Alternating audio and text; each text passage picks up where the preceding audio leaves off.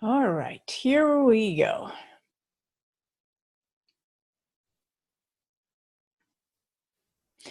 All right. Hey, everyone. Welcome. I am Kim Hughes, and this is how to invest in cryptocurrency and protect profits even if the bubble bursts. Now, for those of you who don't know me, I am the founder of Sane Crypto. My background is that I spent over 20 years as a successful wealth manager, portfolio manager, author, speaker, educator, financial radio talk show host, as well as an industry innovator and disruptor. I retired in 2009 from my investment firm to live on my farm, play polo, and I thought live happily ever after. And all was going swimmingly, just according to plan, until one day, a friend of mine, a very good friend of mine here in Aiken, suddenly inherited a big chunk of cryptocurrency. And knowing that I had a background in investments, she mentioned it to me. And given my background, all that I just told you, my first reaction to her news was I was really, really skeptical.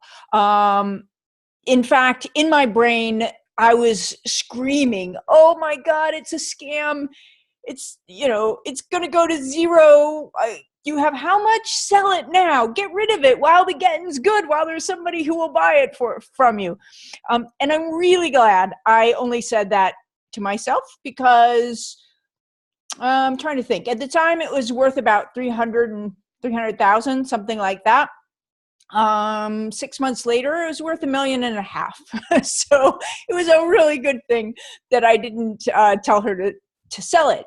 But you know what was interesting, I think, about that is I've now come to realize that we all start out as skeptics when we are uninformed, when we haven't taken the opportunity to look at cryptocurrencies, understand what they are, understand what the opportunity is. Now, after we do that, some people may still be skeptics, and that's fine. All investments are two-sided markets. There is no market if one person doesn't want to buy and the other sell. But I'm a little bit embarrassed and ashamed that I would have had that reaction and come really close to saying it with absolutely no basis, because at that moment in time, I knew nothing other than just some fleeting glimmers of things that I had seen in the headlines, and that was literally it. But what happened as a result of that is, one, she would every once in a while mention something about it and the challenges and struggles she had, because it's not nearly as straightforward at this nascent stage as investing in stocks are. And, it got me to thinking, like, okay, the more I looked into it, and the more I understood that it was a new asset class, I started to think about, well, is this something that my husband and I should have some of our portfolio in? Who else? If it's a reasonable investment, then who else might it be a reasonable investment for? Under what conditions would I think someone should invest? And all of those questions. In fact, we're going to talk a lot about questions tonight. And the more I got into it, I realized that yes, there was definitely a place for in my husband and I's portfolio, and it went along, and finally came but never in a million years did I was I thinking about being unretired until the day that I was. It was the day that my friend says to me, this is all, there's so much information out there. So much of it is bad, and nobody knows who to trust. And it's very complicated, and you're so good at explaining these things. You should help people. And yeah, so now I'm unretired. And this doesn't ever come out the way I mean for it to sound, but I call it my superhero reflex. And if you're old enough, if you remember the old Charles Atlas ads, where the 90-pound weakling gets sand kicked in his face by the big buff guys on the beach. Well, that was me. I'll tell you the story very quickly. It's a very long story. I've written about it and spoken about it for years, but I'll give you the Cliff Note version. So when I got straight out of college, early 80s, I went to work for a company, mid-80s, sorry. I'm making myself older than I really am. I went to work for a company in Dallas that at the time was doing $36 million a year in sales. I started as a part-time clerk in their purchasing department. I worked there for 8 years. Over that period of time, we went from 36 million a year in sales to $1 billion a year in sales. I went from part-time purchasing clerk to senior management. And the last project that I worked on before I left the company, along with lots and lots of other people, was taking the company public. On the day that we went public, our ticker symbol crossed the tape for the very first time. I suddenly had made more money than I expected to make in a lifetime of work because of the stock options. They didn't pay very well, not knowing what they were going to be worth. They gave a lot of options long before the internet bubble made that really popular. And I was 29 years old when at the time that we went public. Knowing, I had been to some of the finest schools that our country has to offer. I studied, French and programming and business law and corporate finance, but nowhere along the way did anybody teach me anything about personal finance and investing. It's just not part of our curriculum. And so not knowing what to do with that money, I did the thing that seemed reasonable, seemed like what adults do, which is I turned all of it over to a broker at the firm who had been the lead underwriter on our public offering, a firm that, unless you've lived your entire life under a rock, you absolutely know the name of.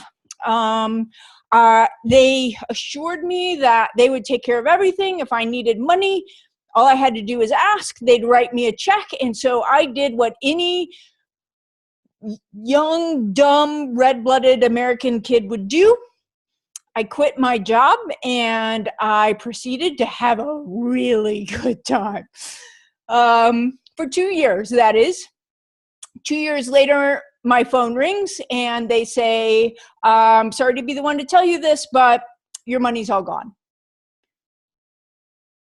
Everything that I hadn't managed to spend, which admittedly was a lot, thank goodness, they had managed to lose, in a bull market, no less.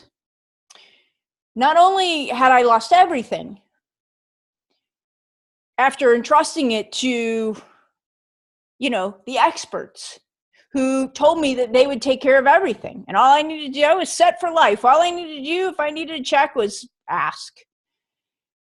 But I was in debt up to my eyeballs because a funny thing, and I won't go here, but funny thing happens. When you have no money, no one wants to give you any. But when you have money, it's like someone sends a smoke signal and everybody wants to give you credit. And yeah, it was bad. It was really, really, really bad. I was hundreds of thousands of dollars in debt. I had, cars and, condos repossessed. And I hadn't been too very humble when I made that money. And, it's a lot more fun on the way up than coming down. Let's just put it that way. I definitely got my comeuppance. But I'll tell you, as most things really awful tend to be, it ended up being the best thing that could have ever happened to me. Once I was able to put my life back together, which, was certainly not immediate, to say the least. I took a job any job that I could find, one that paid a tiny fraction of the one that I had left a couple of years earlier. Sorry, those are my dogs in the background, kind of a trademark. And started to work my way back up through the ranks. I began to a couple of things. One, I needed to figure out what the hell had just happened. How was it even possible that the experts who were told me they'd take care of everything could lose that much money? Second, not only did I need to understand, but I realized that, look, maybe I would never make that kind of money again, but I'm smarter than the average bear. I'm definitely ambitious. I was going to need to invest money again, even if it was only my 401k, right? And so I would be damned if I was ever going to make that mistake again. I vowed that I would never, ever, ever put my financial future in my financial future in the hands of another human being, and that I would be accountable for whatever financial situation I found myself in. I got myself there. If I made a mess of it, so be it, but it wasn't going to be for lack of, for lack of trying or lack of knowledge, right? And so that took me on this very roundabout path, to say the least, that eventually led to me being an options trader at the Chicago Board Options Exchange, and inventing my own investment method that was originally for me, not for anybody else. But then some friends talked me into teaching them, and then one thing led to another, and next thing you know, I'm teaching friends and friends of friends, and then hundreds of friends, and then thousands of friends, and then I have an investment firm. That is kind of how I got to, the place of being 20 plus year wealth and portfolio manager. Now, I tell you that because, first of all, how they lost my money is definitely germane in this very bubbly cryptocurrency world. But also back to that 90-pound weakling and the superhero reflex, right? Now that I have investing superpowers, when I see people are getting rooked or led astray, what is passing for advice out there. I mean, look, in the mainstream financial markets, that's nothing fabulous, but this is just crazy what people are doing and being told to do and getting away with. Like, I cannot sit there. I cannot.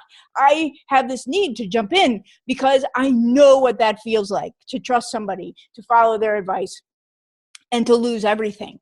And you do not want to experience that.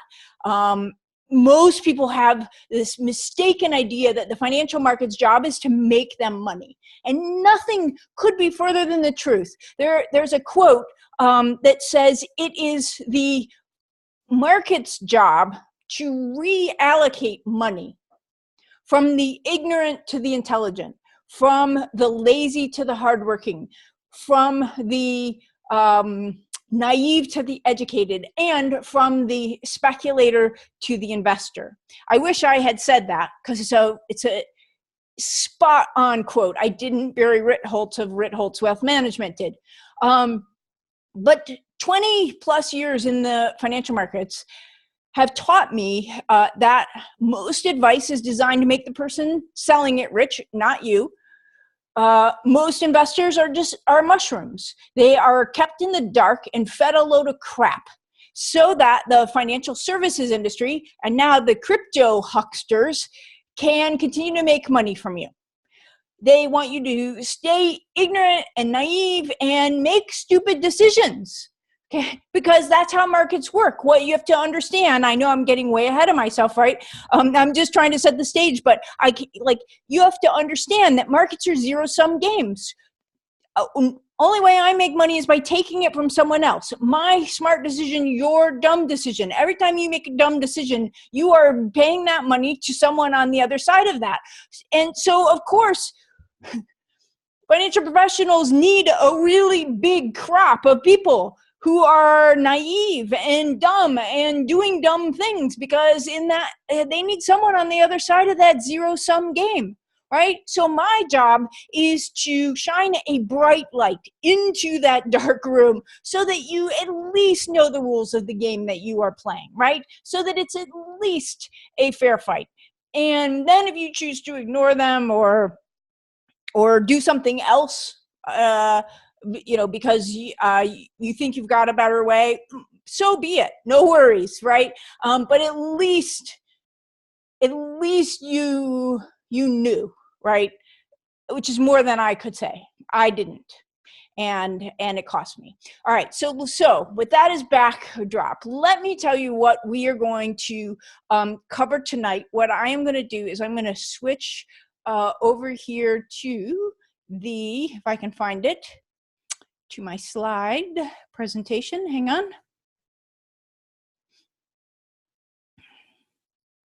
Here we go. And I will hit play, and there we go. All right, so hopefully y'all can see that. Tonight, what we're going to cover is, one, what do you need to understand? What do you need to know to be able to understand enough to invest in crypto in a sane way? And I think that this may totally surprise you, because it's really not as much as you might think, or as much as others would have you believe.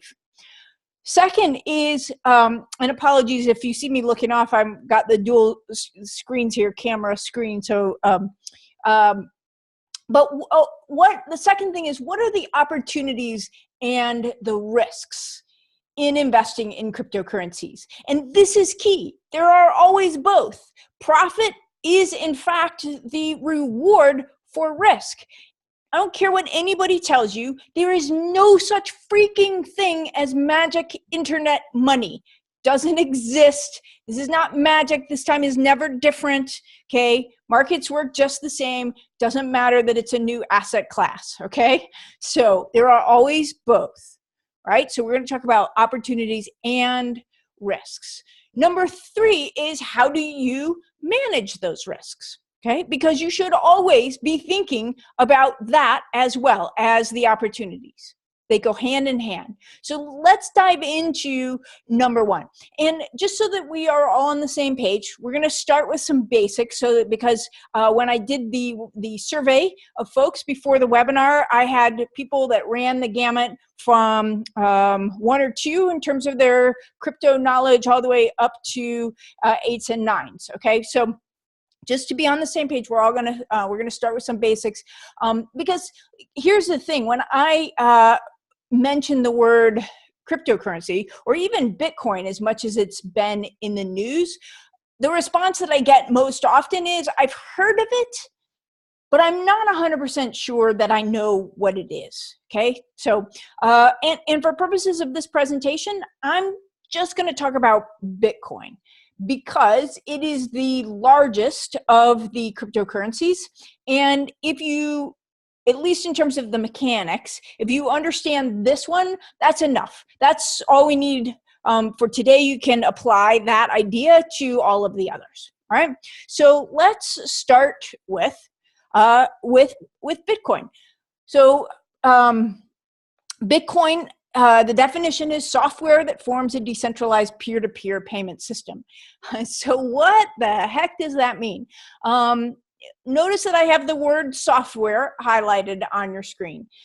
So what it means is that it is a digital payment system where there is no central authority like the Federal Reserve or the US Treasury. And while it is, in fact, a digital currency, or in this case, cryptocurrency, the original white paper said, that they had solved for a new form of electronic cash. But at the moment, really, very few people use it as a currency to pay for things. In fact, I would argue that even though they called it digital cash, when they created it. That was a mistake. It's actually kind of baggage. It makes people think of things that it's really not. We are never going to use Bitcoin to pay for Starbucks. That's really not its best use case. Okay, what its best use case is, and what people are in fact using it for, is either as an investment, which is what we're talking about, or as a store of value. And by store of value, what I mean is, think like gold. Okay, that is the most prevalent store of value in our modern financial markets. Offshore bank accounts, you might argue, is another store of value. But really, the investment idea for Bitcoin is that it is a digital form of gold, okay? Not buying and selling a $4 cup of coffee. Now, let's define another term, which is blockchain. The one thing that all cryptocurrencies have in common is that they run on something called the blockchain, which is a software system which is often described as an immutable digital ledger or record book. And this record book is shared by hundreds of thousands of computers all across the internet who keep a copy of the entire thing. Exact replicas, hundreds of thousands of them, okay? Hence the term decentralized. And this record book can be used to record all kinds of things, including the transfer of money, but not just the transfer of money. Okay, so let's use a simple example with money to understand how this all works. When John wants to send money to Sue, what happens is a new line is created in the blockchain ledger detailing that transaction. And this line item then gets sent off to all of the hundreds of thousands of other computers who have a copy of the ledger. Okay, and so what they do, those computers confirm that this transaction is authorized, and then ultimately they all agree or disagree that everything about the transaction is legitimate before giving the line item a tick of approval, which writes it permanently into the ledger. It has to, in order to pass muster, it has to match up perfectly on every single copy of the record. And that is the mechanism which allows this peer-to-peer payment system where I can send money to you and then you can send it to someone else without any double spending. And it's because of this system of hundreds of thousands of people who all must confirm. It's the hundreds of thousands of people in the middle instead of one central bank or whomever. It's as if John and Sue had a few 100,000 friends stand around them who watched John hand Sue the money in question. And then they all put their heads together and all agreed that, yep, he really did hand her the money, and yep, it really was US dollars and it was the correct amount. And no, he had that money was his, he didn't owe it to someone else, right? All of those other, it's in the right amount. They agree on all of those things. And once they had all agreed, it's like, okay, yep, that's yours now, Sue.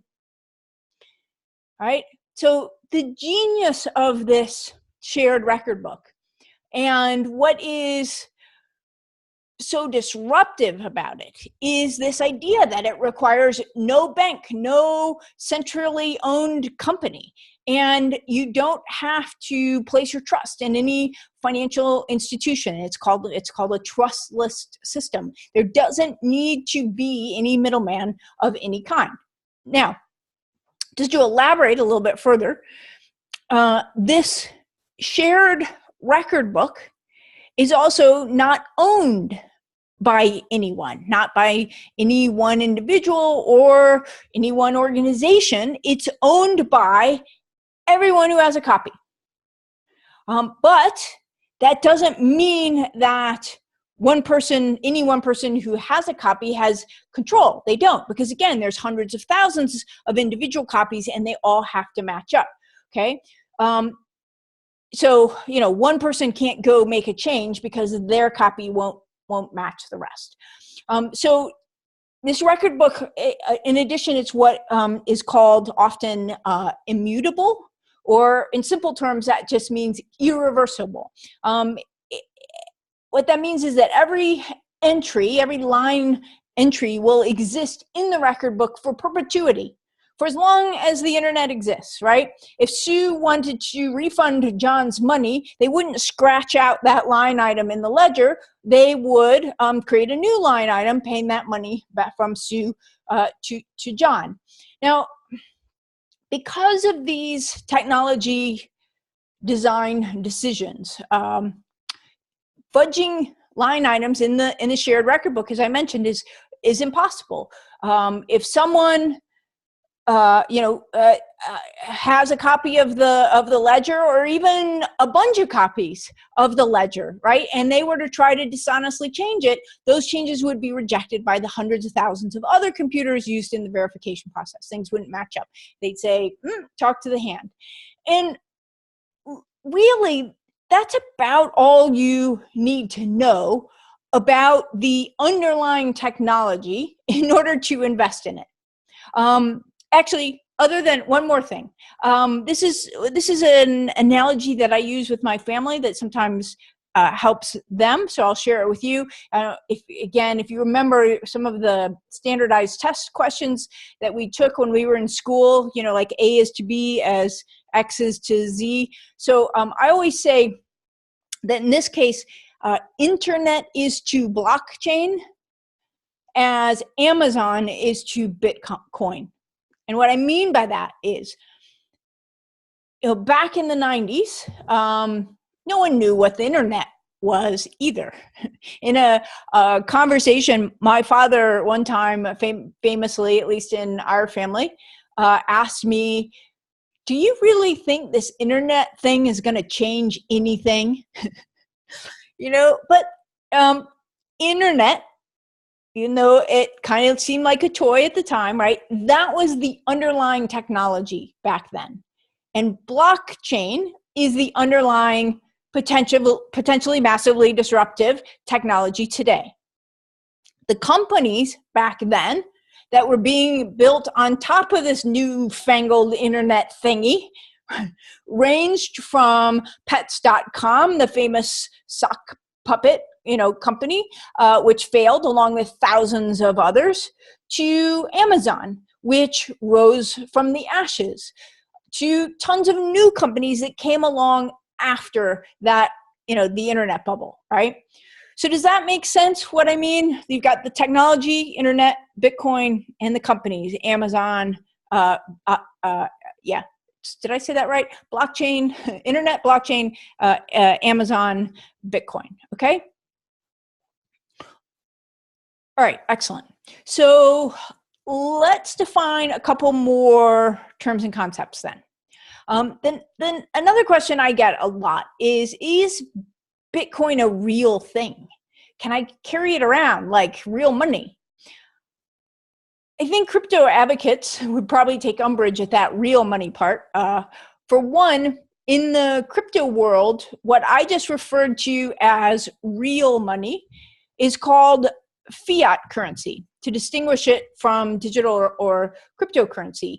And given that it is fiat, at least in the case of the US dollar and most other major currencies in the world, meaning it is a currency that a government has declared to be legal tender, but is not backed by a physical commodity like gold. Some would argue what is real and what is not, but that is not our point here. This is about understanding enough so that we can make a rational decision about whether to invest in it or not. So is it a real thing? Yes and no. It is definitely a real thing, and you can kind kind of carry it around with you, but it isn't a physical coin as is often depicted in when you read online articles and you see the picture of it. There's no such thing. Let me explain. Remember that the blockchain is software, like the internet is software. So can you carry the internet around with you? No, but you can carry around access to it.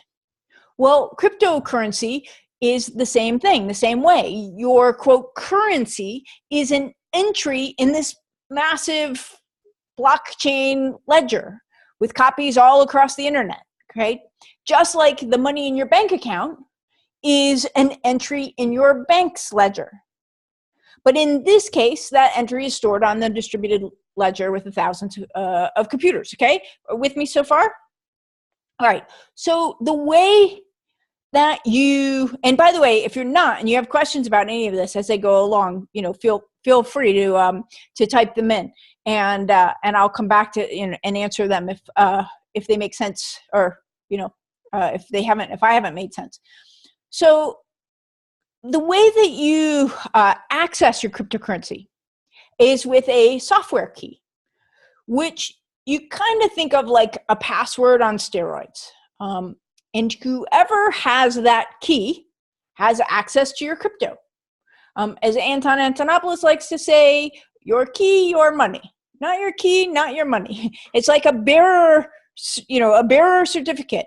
There's no recourse. There's no way. No, you can't say, hey. It's like it is cash, basically, right? Whoever has that key, that becomes their money.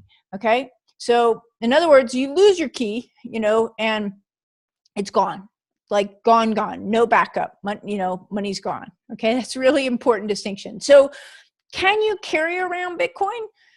No, but you can carry around access to it by carrying around the key, which is, by the way, not advisable for reasons I just explained. If you lose that key, it's like losing cash.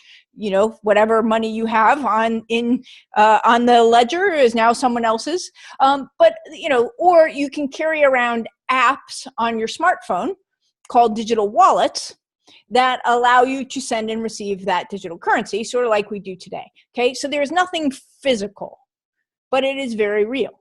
Got it? Okay. So another way to think of it is, just imagine if we had created money initially in the digital age. Why would we have ever created paper or metal money? That's what crypto is. Okay, next question is, how do I buy and sell cryptocurrency? Well, as it turns out, this is pretty similar to buying and selling stocks or bonds, if you've done that. There are a number of easy-to-use exchanges now where you can buy Bitcoin and other cryptocurrencies. My recommendation and the exchange that I use is called Gemini, and I use them because they are US-based, they are well capitalized, they are FDIC insured, and their fees are lowest for the way that I manage my crypto portfolio. There are others, that's just who I like and who I use. Now, you might be wondering if you can buy and sell cryptocurrency in a regular old brokerage account. You cannot, for the moment at least, buy through your regular E-Trade, TD Ameritrade, Schwab, whomever. No, none of them do that. You have to use one of these crypto brokerage firms like Gemini or whomever. Okay. And you may think that you need to know a lot more about blockchain and the different cryptocurrencies to successfully invest in them, but not really. There's something called the green lumber fallacy, which is outlined in Nassim Taleb's book, Anti-Fragile, Things That Gain from Disorder. And the green lumber fallacy is the idea that a supposed understanding of an investment rationale, a narrative, or a theoretical model is often more unhelpful than helpful in practical trading and investing. In fact, the story comes from the book here. I'll just read it to you. In one of the rare non-charlatanic books in finance, descriptively called What I Learned Losing $1 Million, the protagonist makes a big discovery. He remarks that a fellow called Joe Siegel, the most active trader in a commodity called green lumber, hence the name green lumber fallacy, actually thought that it was lumber painted green rather than freshly cut lumber called green because it had not been dried. And he made a living, even a fortune, trading the stuff. Meanwhile, the narrator was into theories of what caused the price of commodities to move and went bust. So just to be clear, and this is where I differ from the conventional wisdom, I do not believe, and have never done, in 20 plus years as a professional money manager and professional options trader before that, research on the companies I hold or that my clients or students hold. None, ever. Nor do I read the news or keep up with the stock market, ever. Because what I learned almost immediately when I started as a young options trader and have had confirmed over and over again by both the academic research and personal experience in the meantime is that there is absolutely no relationship between the price of something and any underlying fundamental data whatsoever. Now, what I do spend massive amounts of time on is understanding the markets themselves and how they work and the interrelationships at the subatomic level and how the rules of the game create advantages and disadvantages, often fleeting for one side or the other. Reading and understanding the academic research and understanding how my own behavior is the biggest impact on results. Well, we're going to talk about that tonight. And that is my edge.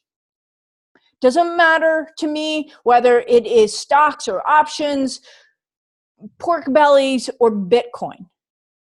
Because the truth is, and every academic knows this, it's Finance 101.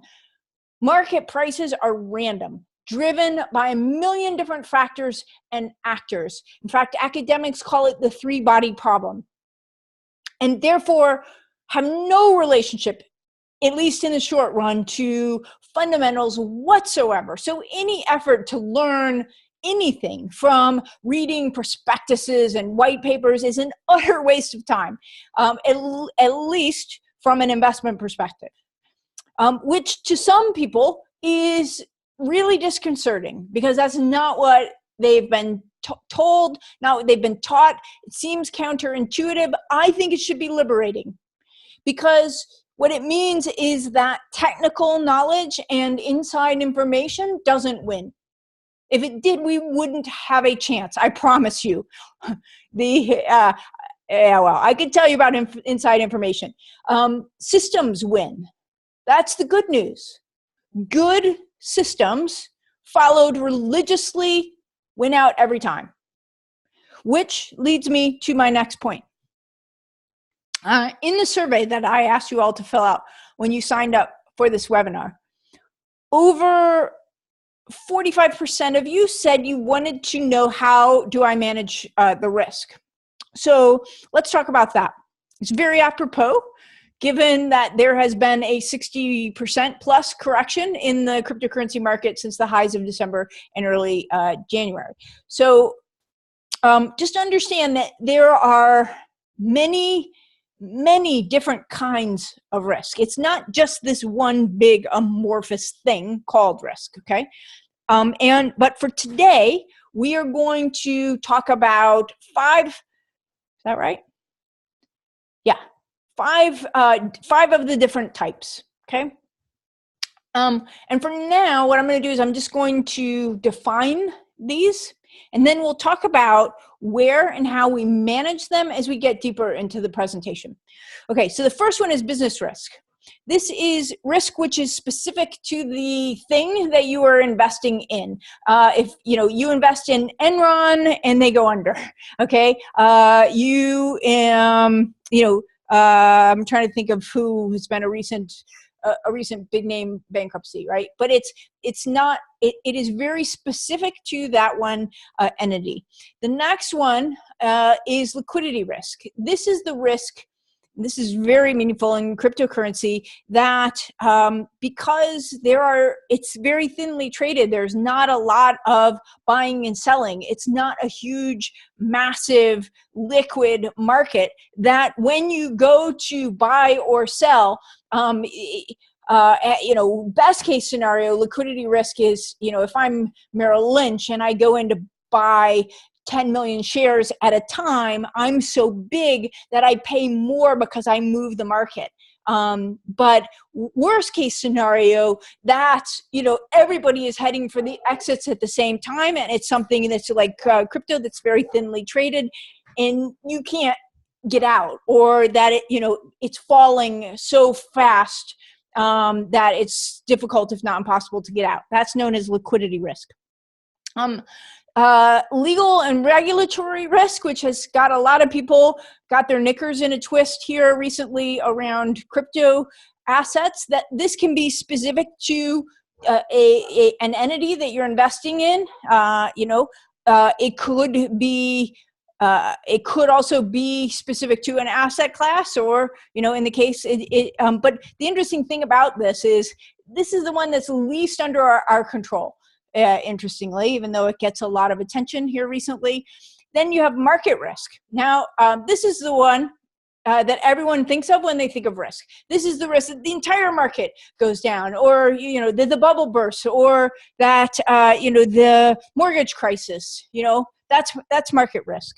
And then we have behavioral risk, which is, interestingly, the only one that we have complete and total control over is this one. But it's never the one people worry about. But it is, in fact, a big, big deal, and one that we're going to emphasize later on. But for now, I just want you to see the impact and why I say that. This is the quantitative analysis of investor behavior. It's often called by its acronym, the QAIB. It's done by a research firm called Dalbar. It's been done for something like 30 years. And what they do, this particular graph is of the 20-year window ending December 2015. They do this at the end of every year with a rolling 20-year window. Always looks roughly the same. And if we go from left to right on this, you can see that the S&P 500 over this 20-year period, so that's a proxy for the U.S. stock market, had a return over that 20-year period of 8.19%. That is kind of the expected rate of return of the stock market. So very typical 20-year period. But look at the next bar over. The average stock investor, that's what equity means, stock. The average investor in stocks only got a 4.67% return. If you look at the next bar, which is the Barclays Aggregate Bond Index, that's sort of the S&P 500 for bonds, right? That over that same 20-year period had a return of 5.34%, but the average bond investor, that's what fixed income means, man, they were terrible. They only got 0.51%. They didn't even come close to keeping up with inflation over the period of time. So what happens here, what this is telling you is that 43% of the profit potential was lost. And how was it lost? It was lost through buying and selling. The quantitative analysis of investor behavior does just that. It measures empirically the impact of our behavior, that behavioral risk that I was telling you about. Fear causes us to buy when we should be selling and sell when we should be buying. We buy tops and we sell bottoms, and we do it over and over and over again. And the best way to manage, and I mean, like, I can't even, like, this is such low-hanging fruit, but it's so hard. The best way to manage this, and the only way, in fact, which we will talk about later, is to follow a rules-based system based on rational decisions that you've made in advance, okay? And in fact, there are 5 of those decisions that we have to make before you invest, before. This is key. You must answer these while you are sane, meaning when you have no money at risk in the market, because the moment you put even a single dollar at risk, you become legally incompetent, legally insane. You cannot make a rational decision at that point once you have money at risk. So the way that we do it is we make all of those decisions while we are sane, and then we follow them religiously while we are insane. So the 5 questions that you must answer in advance before you invest are, number 1, should I invest in whatever this thing is? And in our case, we're talking about cryptocurrencies, right? Number 2, how much should I invest? Number 3, which assets and how much in, or how much of each? Number 4, under what conditions would I buy more? And number 5, under what conditions would I sell? Okay? Now, let's talk about these one at a time. And it's actually, in terms of the first question about should I invest, it's actually easier to look at the inverse of that, which is who should not invest. Now we're talking very specifically about cryptocurrencies, okay? And having been a former financial advisor and having written a book called How to Be the Family CFO, I would be completely and totally irresponsible and remiss if I didn't tell you that you should never, ever, ever be investing money, not just in cryptocurrency, right? But in general, you should not be investing money that should be going to something else. Now, well, you think like, duh, but people do this all the time. For example, you should have minimum a 6-month emergency fund. Take 6 months of your household expenses, what it takes you to live each month and pay your bills, multiply by 6, you should have at least that much sitting in a savings account, doing nothing except waiting for a rainy day. 6 months minimum, 12 months even better. Okay. And if you don't have that, not only should you not be investing in cryptocurrency, you shouldn't be investing in anything. You shouldn't be putting money in your IRA, right? 401k, anything. That is the highest priority for you, right? So until you've done that, you should not be investing. Second, if you have consumer debt, meaning credit card debt or student loan debt, you should not be investing until you've got that paid off. And the reason is, if you take that interest rate, even with the huge potential returns of cryptocurrency, one, on a risk-adjusted basis, your return is still much, much, much, much better paying off your debt, right? Because when you consider on a risk-adjusted basis, there's no risk in paying off the consumer debt, which at a 20% return, right, compared to the possibility that you may have some huge return in crypto, but you may also lose it, right? So here there's no risk, you're taking risk off the table, as opposed to an uncertain outcome over here. Why on earth, you would never do that. Rationally, it makes no sense. Another thing is college tuition, things like that, okay? Like, use your head. So we would never do that. Money that should go to something else. Also, we should not invest money that you cannot afford to lose. Now, this is kind of unique and specific to cryptocurrency. One, might say it applies to all investments because all investments have a risk of loss. But as you're about to see, cryptocurrency is kind of unique in this way. So what I would tell you is, for now, that when I say money that you can't afford to lose, what I mean by that is that if you lost it, if you put whatever that number is, 1,000, 5,000, 50,000 into cryptocurrency, and it literally went poof away tomorrow, that would not, you wouldn't be happy, obviously, right? But that would not have a meaningful impact on your current standard of living, your future standard of living, and or your relationship with someone else, someone you borrowed that money from, your spouse, your significant other, etc. Okay? If those conditions are not true, then that is money you cannot afford to lose, and you should not be investing it in cryptocurrency. Walk away. Okay? You'll thank me. And then here's the last thing, is that you can't stomach huge swings in price. Okay, if this chart, which is Bitcoin over 2017, okay, if that price chart makes you nauseous, then do not get on the roller coaster.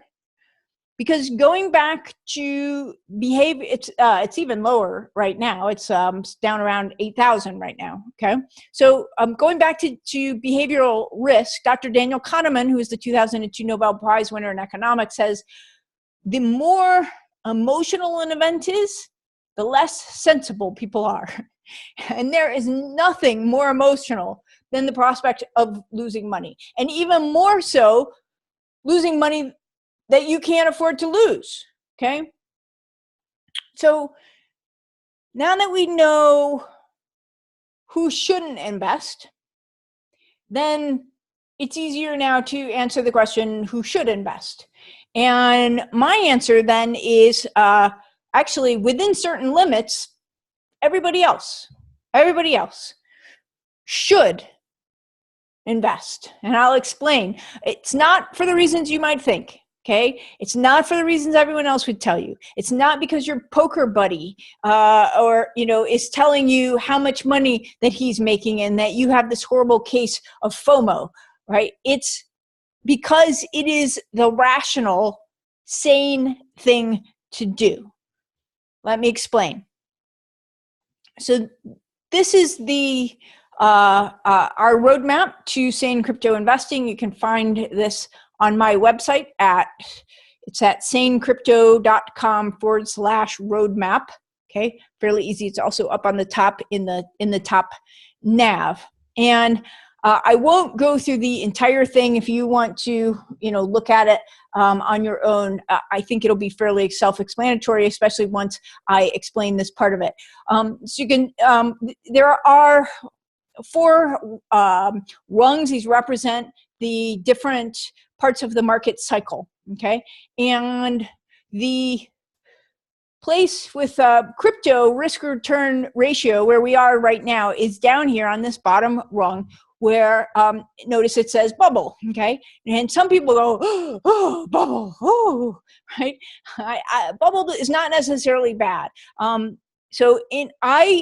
believe that this is what I call an investable bubble, which is characterized over here on the left by irrational exuberance, a phrase made famous by Alan Greenspan during the internet bubble days, right? And it's you know it because you see people with no experience piling in, thinking that they are geniuses, and clouded judgment is basically everywhere. Okay, the predominant emotion is greed. And as I already mentioned, the way that you protect yourself from this is the key to success is a disciplined approach to your investing or trading. You protect your profits with a rigid plan decided on when you were sane and followed as if your life depended on it. Okay. Now, and notice here that I say that this is risk capital only, which we've already defined as money that, if you lost it, would not affect your future standard of living or your important relationships, okay? And finally, I want to talk about this piece over here, which is I call this is not really investing. Okay, we won't get to that until after we've gone through the crash, the caterpillar, and the butterfly stage. Right? This is gambling, which normally I would tell you to stay away from, but there is something very unique about this phase in crypto assets. Notice what I'm talking about down here, this Pascal's wager. This is really, really important. For those of you who are unfamiliar with Pascal's wager, I'll give you a quick description of it from Wikipedia. Our friends at Wikipedia say Pascal's wager is an argument in philosophy presented by the 17th century French philosopher, mathematician, and physicist Blaise Pascal. It posits that humans bet with their lives that God either exists or does not. Pascal argues that a rational, bear with me, you'll see where I'm going in a second. He argues that a rational person should live as though God exists and seek to believe in God. If God doesn't actually exist, such a person will have only a finite loss, meaning some pleasures, luxury, etc., whereas they stand to receive infinite gains, as represented by eternity in heaven, and avoid infinite losses, which represented by eternity in hell. Okay? Historically, again, still with Wikipedia here, historically, Pascal's wager was groundbreaking because it charted new territory in probability theory, marked the first formal use of decision theory, and anticipated future philosophies such as existentialism, pragmatism, and voluntarism. So, okay, just so the way to sum up Pascal's wager is, as he laid it out, is if you gain all. And if you lose nothing. Okay? That's what when someone says Pascal's wager, that's really what they are talking about. Okay? Now, in crypto assets, it isn't true that we lose nothing. Okay? But remember this risk capital thing right here. But because for the moment, the upside downside skew is so lopsided that it is probably the closest thing that we will ever see in our lifetimes. Okay, just to explain what I mean by that, I mentioned when I showed you the QAIB numbers that the normal rate of return in the stock market is 8%. The bond market is about 3.5%. At normal stock market rates of return, it takes you 8 to 10 years to double your money. Okay? If I go back to that chart of Bitcoin, 1 year ago today, Bitcoin was at $892.91. As of today, Bitcoin is at $10,182. Okay? So even discounting for the run-up up to 20,000 and the subsequent pullback to just below 10,000, that's still a 1,041% gain, which of course doesn't mean that it will do that again this year or ever again, right? It could go to zero tomorrow, which is why it is similar to Pascal's wager. Part of what makes this such a delicious dilemma is that you have people on both sides of this argument making, and I'm not talking about cheerleaders. I'm talking about academics, actually. You know, Nobel Prize type people who make equally cogent arguments for why Bitcoin could literally go to $1 million and could go to zero. And they're both equally cogent. Well, so when you have that, right, that's kind of Pascal's wager, right? If I put $50,000, let's just say, of a $3 million retirement portfolio, just which like people are like, oh, retirement funds in Bitcoin, right? Let's just imagine you had a $3 million.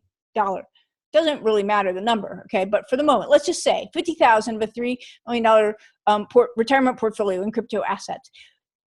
If I lose that, yeah, it makes me sad, right? But it's not life-changing. You see? But if on the other hand, that 50,000 had gone up to 682,000, which is what $50,000 invested a year ago would be worth, that is meaningful. Okay? So it is that upside downside skew that I was talking about that makes investing in crypto assets, if you have the risk capital to do it, so compelling. So for now, right, if you have an investment portfolio, it makes sense to peel off 2%, which, by the way, is the answer to how much should you invest, and take Pascal's wager. Okay? The other reason that you should invest under those conditions is it actually decreases risk in your portfolio. And at this point, most people think I am smoking the crypto crack, but it's true. It's true. Oops, wrong way. Modern portfolio theory, which is where the idea of diversification came from, was first suggested in 1952, and for which Harry Markowitz finally won a Nobel Prize in 1990, says that it is not enough to look at the expected risk and return of one particular stock or even one particular asset class. By investing in multiple non-correlated asset classes, an investor can reap the benefits of diversification, particularly a reduction in the riskiness of the portfolio. This is why you hold a portfolio of stocks, bonds, commodities, real estate, etc. What you're looking at is known as the Callan periodic table of investment returns. And you can see the different asset classes, right, color-coded here, and year by year, it stack ranks the return. And when you do it that way, you notice that every year it's different. And then there is no way it's random, of course, as all things in markets are, much to the consternation of most people. And only by owning basically all of them, a diversified portfolio, do you get an average return. That's the idea of diversification. Well, guess what? Turns out crypto assets are a new asset class, albeit a little bitty tiny one for now, that are negatively correlated with any of the other asset classes being held by the typical investor. Any of these. Turns out crypto is not correlated with. Who would have thunk, right? And so this is why the hedge funds and family offices are all getting into crypto. The smart money knows that you just do not see this kind of opportunity, a non-correlated asset with such a lopsided upside downside skew. So as long as you don't screw up Pascal's wager by betting more than risk capital, which again, I would argue is no more than 2%. Other people are saying, up to 10%. I think that's crazy. I'm not betting that much in my portfolio, okay?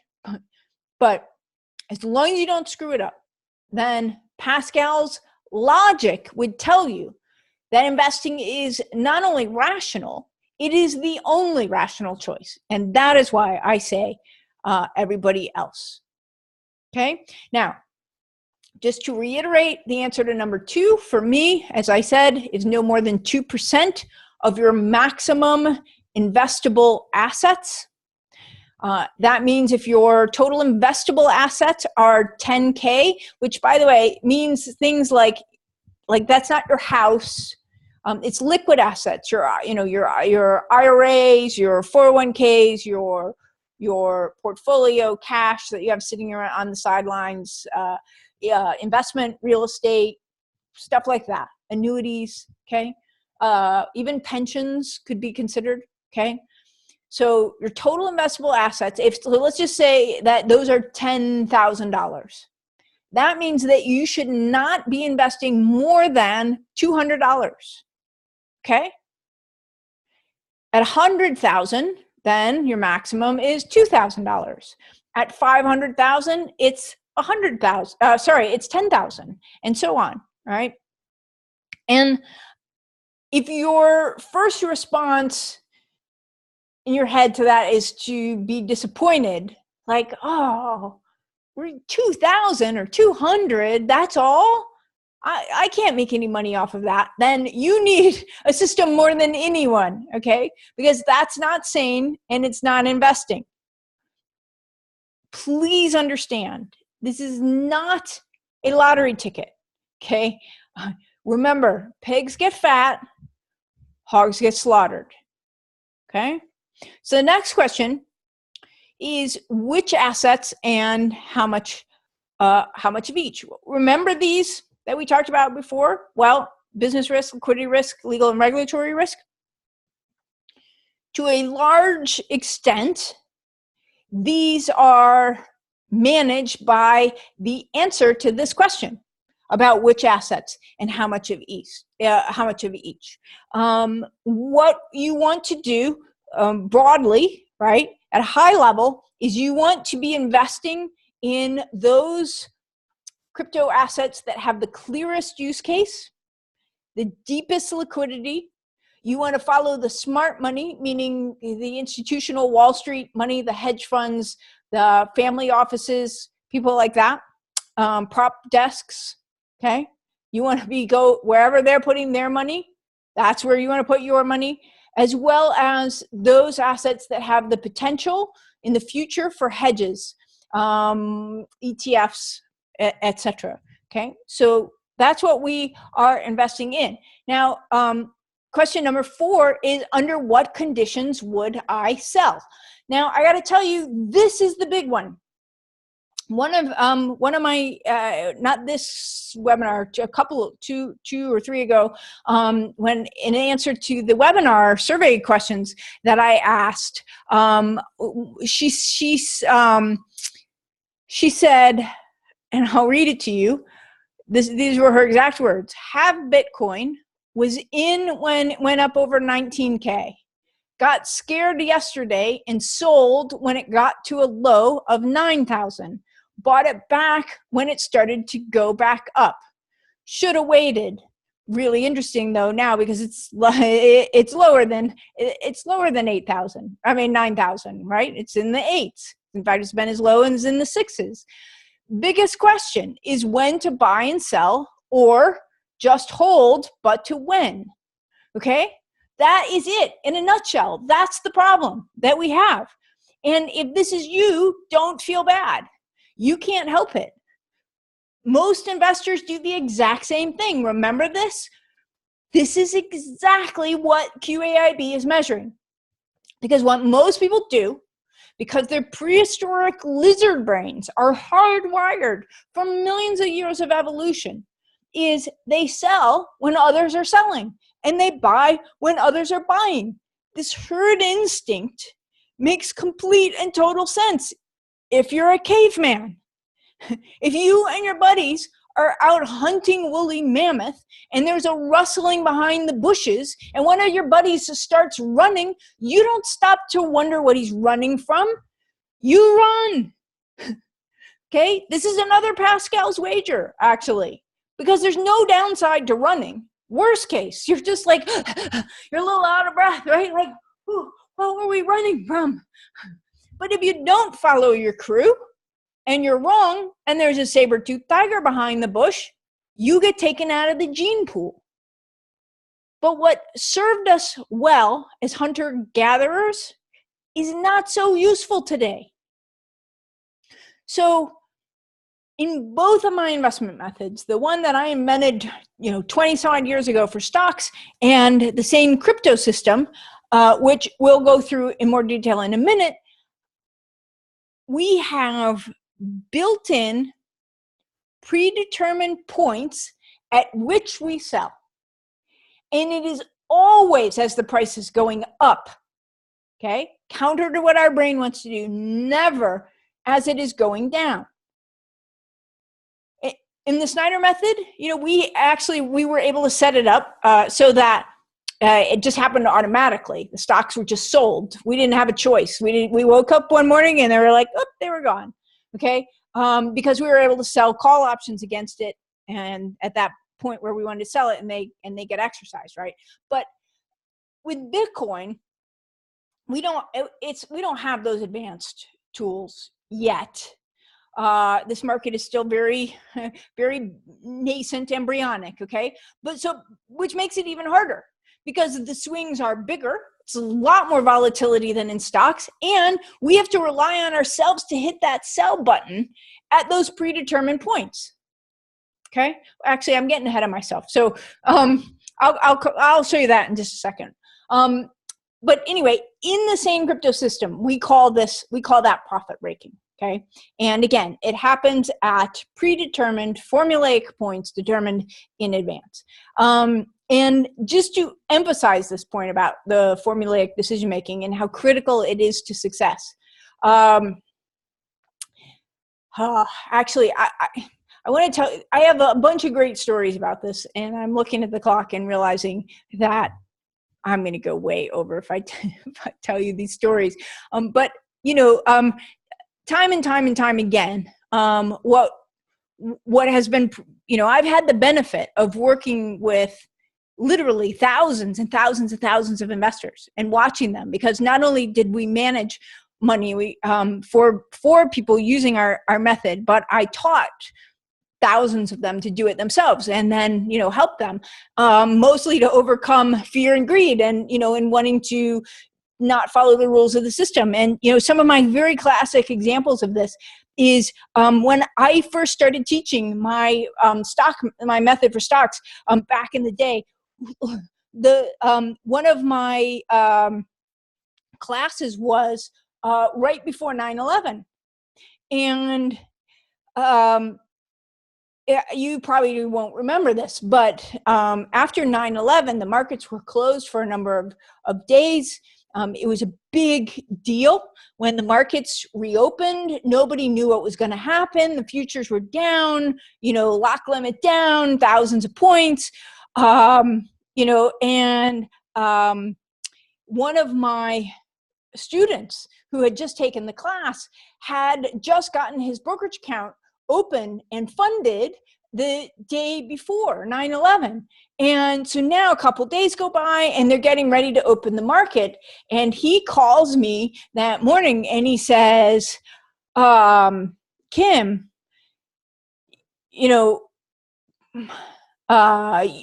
surely I'm not supposed to buy now. And I said, absolutely you are. He's like, are you, but people are saying that, the market's going to crash, and no, absolutely. It never, we always follow the rules, always, and I forget what the stock was. Oh yeah, no, I do know. It was more like, so we have a system of, it decides which stocks you're going to buy and stuff. And the stock, he calls me back and he goes, Kim, are you freaking kidding me? The stock it's telling me to buy is Delta Airlines. Like, are you out of your mind? I'm like, nope, absolutely. Let's do it. And of course it worked out. Okay. And on the flip side of that, similar stories, like the opposite story, how we were invested in, not because we picked it, but because, the system just says, based on volatility, in Netflix back in the day. Well, this was like when Blockbuster was still a thing, if you remember Blockbuster, right? And people all said to me, this is crazy. You can't be serious. you know, you want me to, I mean, Blockbuster is going to kill this little company. And we said, nope, you know, this is what the system says. We don't second guess, we, you know, buy it. And then along comes, it tanks, right? And along comes, after it tanks, of course, because it's always baked in, it comes out that Walmart is going to compete with Netflix, right? And people called me and said, oh, I gotta sell. Nope, follow the system. Okay, point. And of course, look at today, you know, Netflix is a massive giant of, you know, success out of that period of time. And, you know, Blockbuster doesn't exist. Okay. The point being that we never know. We never know. What we think is, sometimes it's right, most of the times it's wrong. Things that we think are going to kill something end up being good. And so you just, the whole point of my way of investing is to say, I don't know anything. And so I'm going to create this systematic way that just is basically a probability play that plays the numbers, knowing that I won't be right every time, but I will be right most of the time. And pigs get fat, hogs get slaughtered. So I am more than happy to take that. And that wins over the person who is being whipsawed by their emotion every single time. As Jim Rohn used to say, success comes from doing the right things every single day. Okay, which brings us to our final question, which is, under what conditions would I buy more? And actually, what I'm going to do is I'm going to hold the answer to this question because I did go a little bit long with those stories.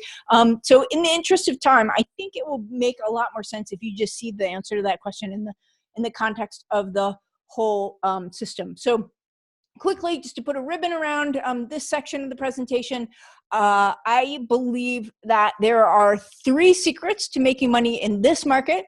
One is investing should be about as exciting as watching paint dry.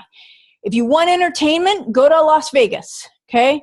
If you are fulfilling a need for an adrenaline rush, take up an extreme sport. That's what I did.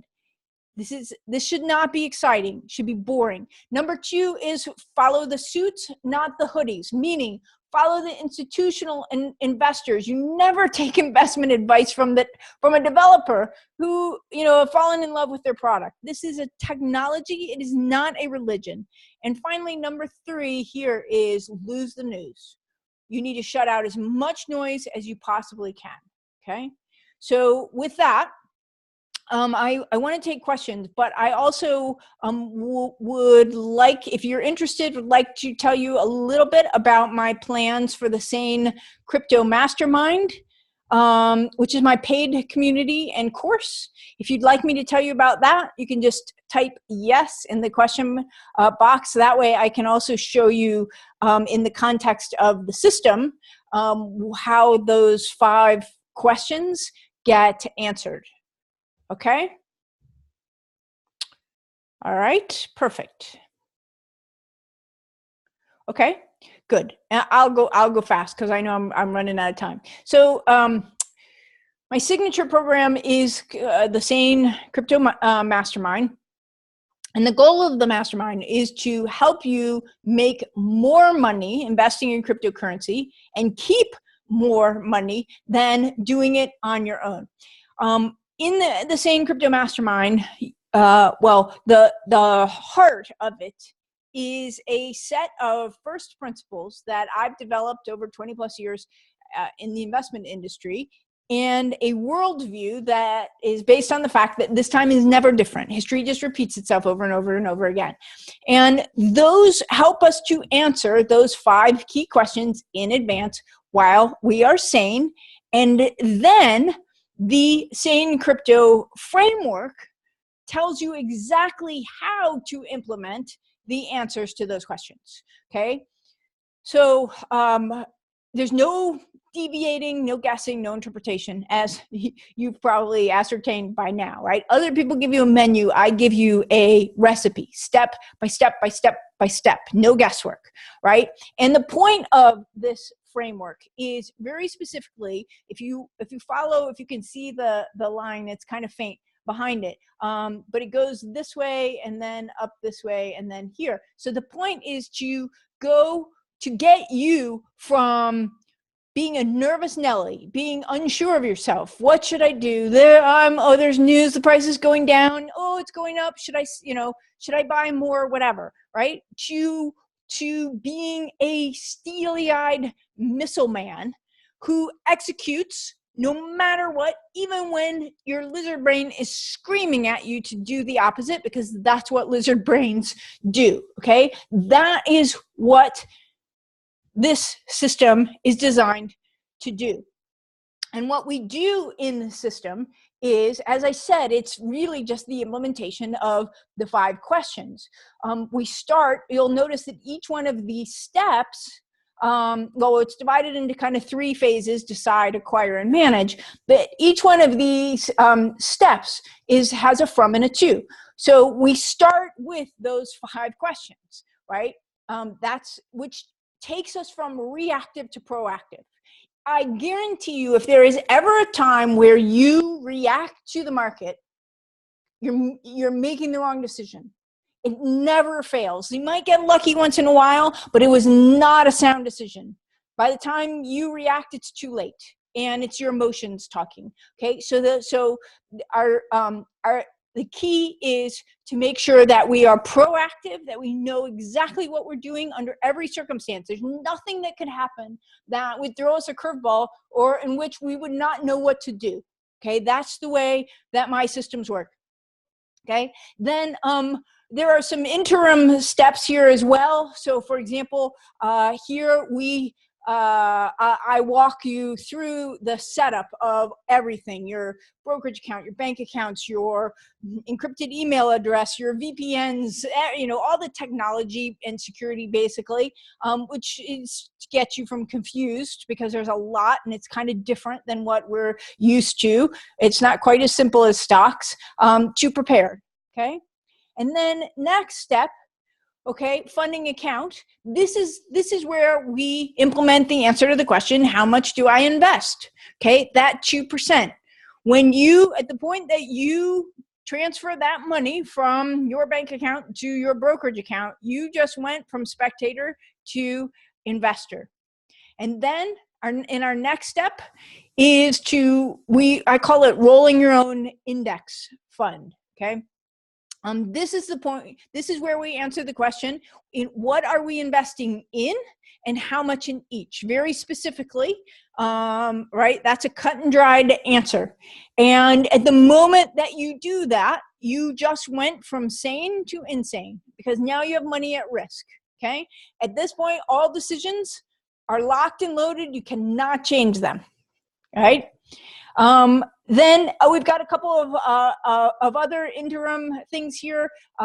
Again, what I walk you through, because security is a big thing with crypto assets, because hackers are trying to steal it all the time. So you want to make sure that your crypto is secure, and you do not want that in the control of the brokerage firm. You want it in your control. So I walk you through all of that, setting up your hardware wallets, and transferring, how to make sure it's secure and how to back that up and all of that sort of stuff. I also go through the record keeping. Here we go from foggy to clear. This is not only for tax record keeping, although we do that, but we need this for input to this next step, which I mentioned earlier, which is the profit raking. Okay, so this is the formulaic answer to the question about under what circumstances do I sell, at different varying points along the way, right? Again, determined in advance. Based on a formula, you will sell, and the amount that you sell will vary as well, okay? And the reason, what we're doing here, just to be clear, is this is different from hodling, if you've heard of that, holding, buy and hold forever, okay, which is a rallying cry of crypto people that makes no sense to me. So what we do is we are formulaically taking some money off the table at varying points. We are taking profit raking. And what ends up happening is the way that we do this, and the reason we do this is pigs get fat, hogs get slaughtered. So what happens is if let's just imagine, it's hard to imagine, but let's just imagine that Bitcoin or, crypto, the market, went to 1 million, okay? In that case, we would have not made, we'd make a pretty penny, but we wouldn't have made as much as if we just held and kept it to 1 million. But the problem is, what if it isn't 1 million? How do you know when it turns, right? What if it goes to 600 and then it goes to 0, right? You don't know that. You can't know. So by formulaically taking profit raking, what ends up happening is if the market goes up, we make nice money, right? Super happy. Anyone would be happy with it, but not as much as if we had just held. But the thing is, if it goes up and then down, we lose less than if we had just held all the way down. So it's that middle ground. Be happy, right? Pigs get fat, hogs get slaughtered. That is one of the cardinal rules of investing. There is a return that markets will gladly give you unless you are greedy. And then it will slap you down so fast, it will make your head spin. So that's why I say from hog to pig. Now, there is a point way down the road or way up the road in this case, because we only sell as we're going up, that you would actually sell everything. And at that point, you go from insane to sane. And now the question then becomes, under what circumstances do I buy more? If we got to that point, you had just made a lot of money. You were in all cash, so you're sane. And at that point, you can decide for yourself, whether to start again. Why wouldn't you? Peel off 2% of your new number and do it again. Okay? Rinse and repeat. And by having that framework, by having that system, by never having to say, what am I supposed to do here? What am I supposed to do now? Then that's how we get you from Nervous Nelly to Steely-Eyed Missile Man. This is how we make the gap up between what the market return is and what the average investor gets, which is significantly less. And by the way, the less knowledgeable people are, then the farther away, those stock market investors are pretty savvy for the most part. I guarantee you that people coming into this crypto market who've never invested before aren't even going to do that well, because they're going to be buffeted by that fear and greed. So that's the idea, is to help you overcome that. And that's the way I do it. It's the way, and by the way, it's in our brains. It's in our hard wiring, me too. The reason I invented these kinds of systems in the very beginning, as I mentioned way at the very beginning, was I created this for me because I'm the worst. I left to my own devices, my lizard brain runs amok, right? So the original one that I created for stocks was for me. And then over time, people would ask me to teach them. And, one thing led to another, right? But so now when I had to say, okay, now I'm going to invest in crypto assets. Okay, the process is a bit different, but the idea, right? This fundamental idea is exactly the same. It made me a lot of money. It's made a lot of people a lot of money. And, it's proven over 20 plus years through, bull markets, bear markets, the mortgage crisis, the whole, 9/11, the whole schmear, right? So that's why I do it that way. It's first and foremost for me, because I have the exact same lizard brain that you do. Okay. All right. So then the other thing, just, to wrap up, I mean, that is big, but, that framework is huge, but there's also accountability. Members are required to be accountable to both themselves and the group. Okay. That'll help you stay on track when you're gripped by fits of fear and greed. Also, N is for neighbors. And I admit that I had to stretch a little bit to make that fit the sane acronym here. But what I'm trying to say with this one is that nothing creates more positive energy than a group of like-minded people who are on the same journey together.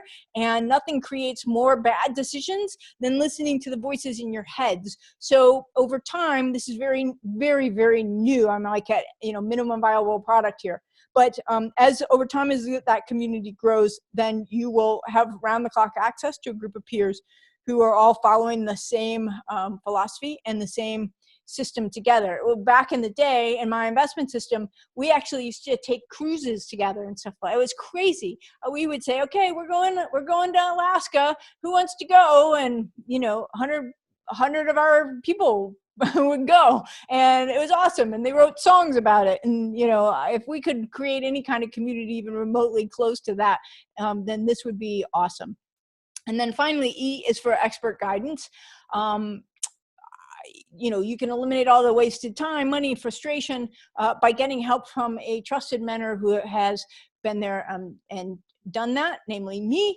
As I have said, over the last 20 years, I've helped literally thousands of students to take control of their financial future.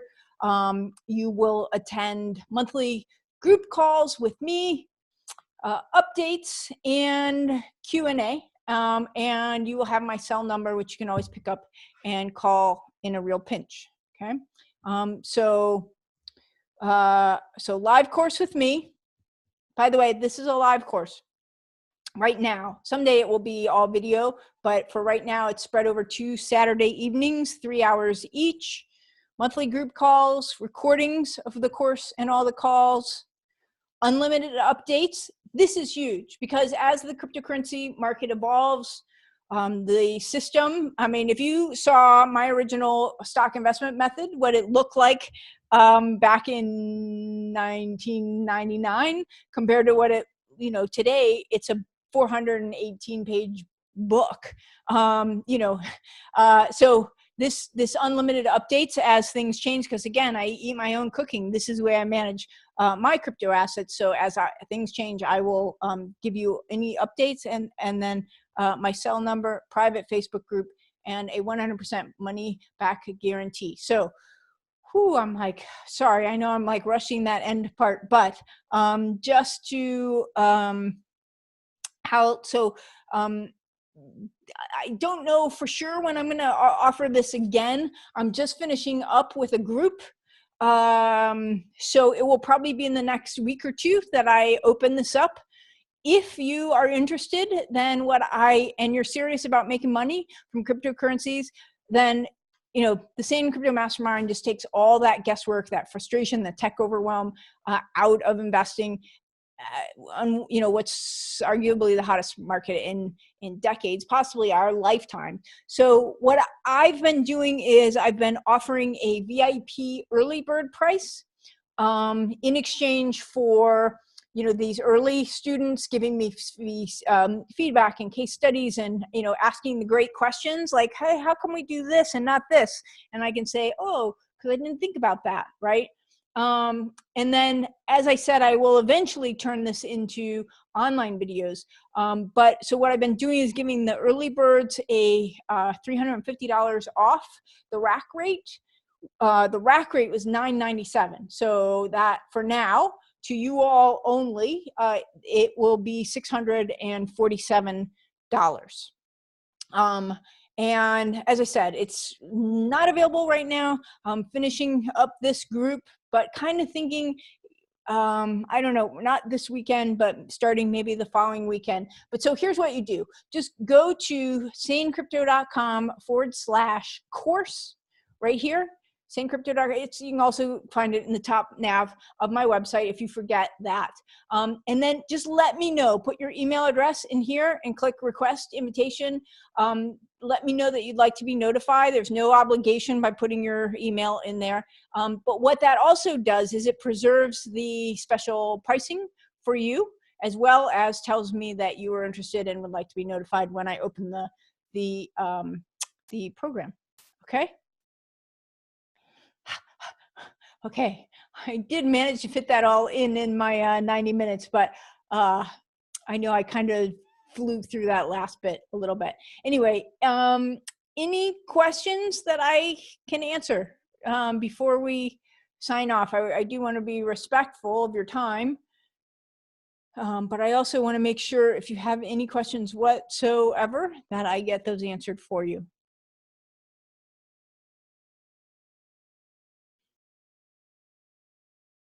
A couple of us have been going back and forth. I don't know if you all know this, but on the podcast for sure. Well, and in the newsletter, I've been mentioning that if you have any questions about anything, I love this stuff. I love helping people. I love answering questions. I love thinking through problems. So if you ever have any questions at all, you can always send them to me. Ask Kim at sanecrypto.com is my question inbox. And I read all of those personally, and I respond personally. And sometimes I also answer them on my podcast, which is kind of new. No? Okay. I'll assume I am an awesome teacher. All right, you guys. Then I am going to close up shop for the night.